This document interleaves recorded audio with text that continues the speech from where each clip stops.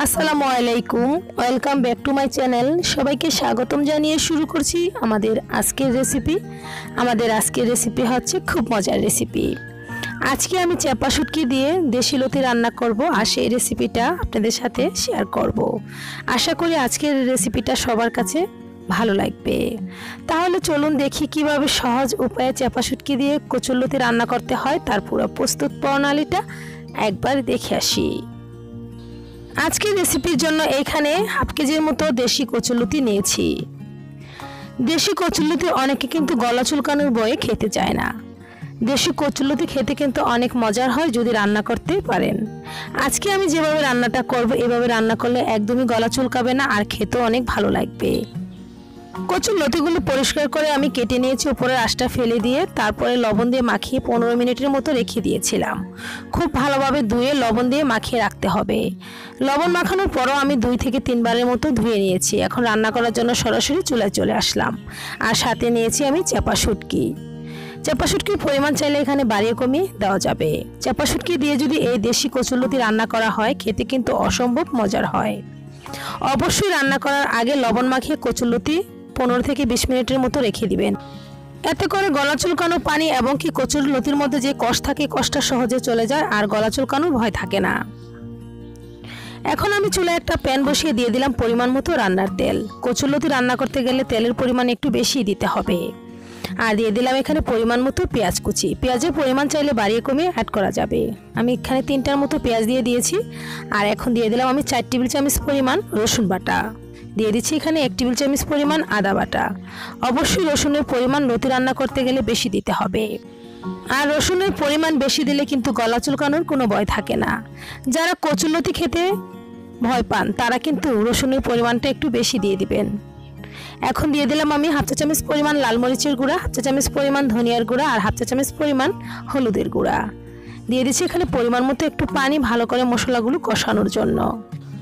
আর লতি রান্না করতে গেলে অবশ্যই জাল এবং কি হলুদের পরিমাণ কম দিবেন, এতে করে কিন্তু কালারটাও সুন্দর আসবে। আর লতির মধ্যে যদি অতিরিক্ত জাল হয় তাহলে কিন্তু লতি খেতে ভালো লাগে না। আমি যখনই লতি রান্না করি আমি কিন্তু জালের পরিমাণ খুবই কম দেই, এতে করে কিন্তু লতি খুবই মজার হয়। এর মধ্যে খুব ভালো করে আমি মশলাগুলো কষিয়ে নিয়েছি। আর চাপা শুটকির যেই কাঁটাগুলো ছিল সেই কাঁটাগুলো আমি বেছে উঠিয়ে নিয়েছি। এখন আমি এর মধ্যে দিয়ে দিব আগ থেকে কেটে রাখা এবং ধুয়ে রাখা লতিগুলো। লতি দেওয়ার পর ভালো করে নেড়েচেড়ে এখন মশলার সঙ্গে একটু মিশিয়ে নিতে হবে। আর এই পর্যায়ে কিন্তু চুলার আঁচটা মিডিয়ামে থাকবে। খুব ভালো করে মশলার সঙ্গে মিশিয়ে নিয়েছি। এখন ঢাকনাটা ডেকে রান্না করে নিব 3 থেকে 4 মিনিটের মতো। আর ঢাকনাটা উঠিয়ে আরো 2-1 বার নেড়ে দিব। আমি 3 থেকে 4 মিনিটের মতো লতিগুলো কষিয়ে নিয়েছি। এর মধ্যে কিন্তু লতিগুলো মোটামুটি সিদ্ধ হয়ে গেছে। এখন আমি আবারও নেড়েচেড়ে একটু মিশিয়ে নিচ্ছি। আমি কিন্তু লতির মধ্যে আর লবণ অ্যাড করব না, কারণ আমি লবণ দিয়ে কিন্তু লতিগুলো আগ থেকে মাখিয়ে রেখেছিলাম। আর এখানে লবণ দেওয়ার কোনো দরকার নেই। যারা গলা চুলকানোর ভয়ে এই দেশি লতি খেতে চান না, তারা কিন্তু এইভাবে আগ থেকে লবণ মাখিয়ে লতিটা রেখে দিলে কিন্তু অনায়াসে খেতে পারবেন, কখনো গলা চুলকাবে না।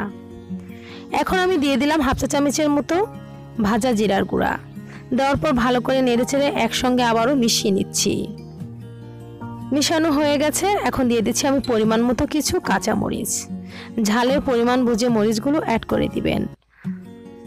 কাঁচামরিচ দেওয়ার পর আবারও নেড়েচেড়ে মিশিয়ে নিলাম। আর জাল করে নিচ্ছি আরও 3 থেকে 4 মিনিটের মতো। এই পর্যায়ে চুলার আঁচটা ফুল বাড়ানো থাকবে। আর ঢাকনাটা উঠিয়ে মাঝে মাঝে নেড়ে দিতে হবে। ফিরে আসলাম আরও 3 থেকে 4 মিনিট পর। এর মধ্যে কিন্তু লতি রান্না হয়ে গেছে। খুব সুন্দর একটা কালার চলে এসেছে। আজকের এই লতি কত সহজে রান্না করেছি ভিডিওটা দেখি হয়তো বুঝতে পেরেছেন। এখন আমি দিয়ে দিলাম পরিমাণ মতো কিছু ধনেপাতা। ধনিয়া পাতা দেওয়ার কারণে কিন্তু লতির স্বাদ দ্বিগুণ বেড়ে যাবে। যদি হাতের কাছে থাকে অবশ্যই অ্যাড করে দিবেন। যখন লতি থেকে আলাদা তেলটা হয়ে যাবে তখনই বুঝে নিতে হবে লতি খুব সুন্দরভাবে হয়ে গেছে। এখন আমি চুলার জাল বন্ধ করে দিয়ে চুলা থেকে নামিয়ে নিব। আশা করি আজকের এই লতি রান্নার রেসিপিটা সবার কাছে ভালো লেগেছে।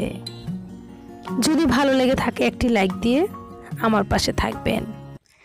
আর যদি আমার চ্যানেলে নতুন হন তাহলে সাবস্ক্রাইব করে পাশে থাকা বেল বাটনটি ক্লিক করে রাখুন। এতে করে নিত্য নতুন ভিডিওগুলো সবার আগে আপনাদের মোবাইলে পৌঁছে যাবে। আর যারা এতক্ষণ আমার সঙ্গে ভিডিওটা দেখেছেন তাদেরকে অসংখ্য ধন্যবাদ। আজ এ পর্যন্তই, আবারও দেখা হবে অনলাইনে নতুন কোনো রেসিপিতে। আল্লাহ হাফেজ।